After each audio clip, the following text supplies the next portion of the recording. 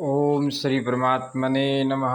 श्रीमद् भगवत गीता का हम लोग एक एक श्लोक का विस्तार के साथ चिंतन करेंगे। इसलिए भक्तों, आप लोग अब आने वाली सीरीज में वीडियो देखते जाना। उन वीडियो में भगवत गीता के एक एक श्लोक का महात्माओं के प्रवचनों के आधार पर विस्तार से चिंतन करेंगे।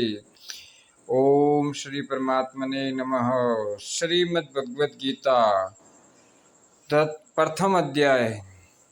धृतराष्ट्रवास।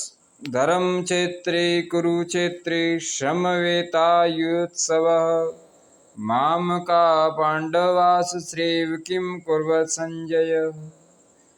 धृतराष्ट्र बोले, हे संजय, धर्म भूमि कुरुक्षेत्र में इकट्ठे हुए युद्ध की इच्छा वाले और मेरे और पांडु के पुत्रों ने क्या किया। विस्तार से चिंतन इस श्लोक पर।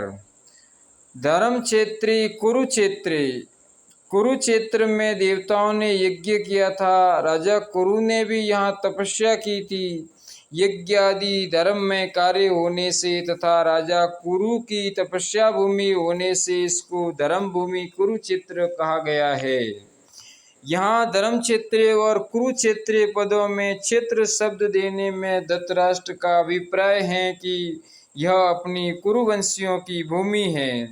यह केवल लड़ाई की भूमि ही नहीं है पर तीर्थ भूमि भी है, जिसमें प्राणी जीते जी पवित्र कर्म करके अपना कल्याण कर सकते हैं। इस तरह लौकिक और पारलौकिक सब तरह का लाभ हो जाए, ऐसा विचार करके एवं श्रेष्ठ पुरुषों की सम्मति लेकर ही युद्ध के लिए यह भूमि चुनी गई है।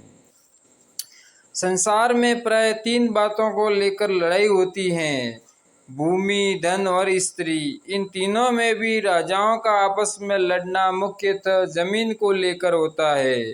यहाँ कुरुक्षेत्र पद देने का तात्पर्य भी जमीन को लेकर लड़ाई में है।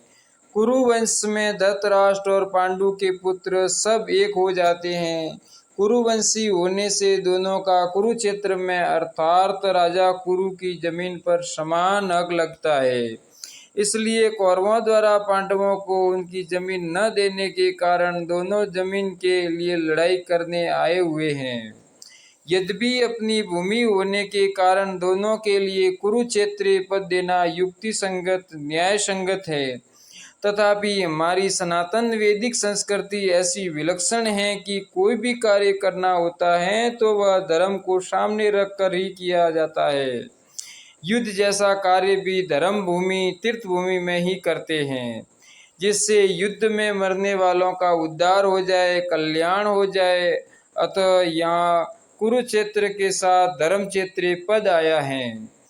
यहाँ आरंभ में धर्म पद से एक और बात भी मालूम होती है।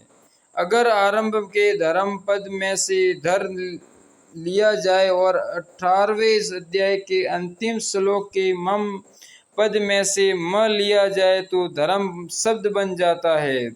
अतः संपूर्ण गीता धर्म के अंतर्गत है, अर्थात धर्म का पालन करने से गीता के सिद्धांतों का पालन हो जाता है और गीता के सिद्धांतों के अनुसार कर्तव्य कर्म करने से धर्म का अनुष्ठान हो जाता है। इन धर्म क्षेत्रीय कुरुक्षेत्रीय पदों से सभी मनुष्यों को यह शिक्षा लेनी चाहिए कि कोई भी कामना करना हो तो वह धर्म को सामने रखकर ही करना चाहिए। प्रत्येक कार्य सबके हित की दृष्टि से ही करना चाहिए, केवल अपने सुख आराम की दृष्टि से नहीं। और कर्तव्य अकर्तव्य के विषय में शास्त्र को सामने रखना चाहिए।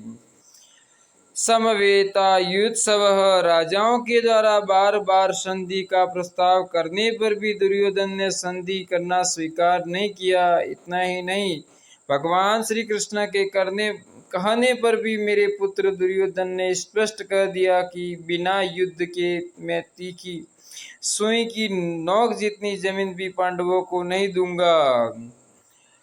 तब मजबूर होकर पांडवों ने भी युद्ध करना स्वीकार किया है। इस प्रकार मेरे पुत्र और पांडु पुत्र दोनों ही सेनाओं के सहित युद्ध की इच्छा से इकट्ठे हुए हैं। दोनों सेनाओं में युद्ध की इच्छा रहने पर भी दुर्योधन में युद्ध की इच्छा विशेष रूप से थी। उसका मुख्य उद्देश्य राज्य प्राप्ति का ही था। वह राज्य प्राप्ति धर्म से हो चाहे अधर्म से, न्याय से हो चाहे अन्याय से, विहित रीति से हो चाहे निश्चित रीति से, किसी भी तरह से हमें राज्य मिलना चाहिए, ऐसा उसका भाव था। इसलिए विशेष रूप से दुर्योधन का पक्ष युयुत्सु अर्थात युद्ध की इच्छा वाला था। पांडवों में धर्म की मुख्यता थी। उनका ऐसा भाव था कि हम चाहे जैसा जीवन निर्वाह कर लेंगे पर अपने धर्म में बाधा नहीं आने देंगे, धर्म के विरुद्ध नहीं लड़ेंगे, नहीं चलेंगे। इस बात को लेकर महाराज युधिष्ठिर युद्ध नहीं करना चाहते थे, परंतु जिस माँ की आज्ञा से युधिष्ठिर ने चारों भाइयों सहित द्रौपदी से विवाह किया था, उस माँ की आज्ञा होने के कारण ही महाराज युधिष्ठिर की युद्ध में प्रवृत्ति हुई थी। अर्थात केवल माँ के आज्ञा पालन रूप धर्म से ही युधिष्ठिर युद्ध की इच्छा वाले हुए हैं। दूसरा, माता कुंती बड़ी सहिष्णु थी। कष्ट से बचकर सुख आराम राज्य आदि चाहना यह बात उसमें नहीं थी। वही एक ऐसी विलक्षण माता थी जिसने भगवान से विपत्ति का ही वरदान मांगा था। उसमें सुख लोलुपता नहीं थी, परंतु उसके मन में दो बातों को लेकर बड़ा दुख था।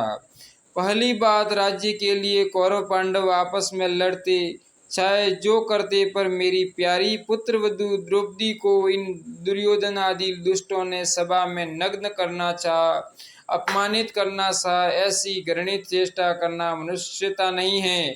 यह बात माता कुंती को बहुत बुरी लगी। दूसरी बात, भगवान श्री कृष्ण पांडवों की ओर से संधि का प्रस्ताव लेकर हस्तिनापुर आए तो दुर्योधन, दुशासन, कर्ण, शकुनी आदि ने भगवान को पकड़कर कैद करना चाहा। इस बात को सुनकर कुंती के मन में यह विचार हुआ कि अब इन दुष्टों को जल्दी ही खत्म करना चाहिए, कारण कि इनके जीते रहने से इनके पाप बढ़ते ही चले जाएंगे, जिससे इनका बहुत नुकसान होगा। इन्हीं दो कारणों से माता कुंती ने पांडवों को युद्ध के लिए आज्ञा दी थी। तात्पर्य है कि दुर्योधन आदि तो राज्य को लेकर ही युयुत्सु थे, पर पांडव धर्म को लेकर ही युयुत्सु बने थे। शेष प्रवचन अगले वीडियो में।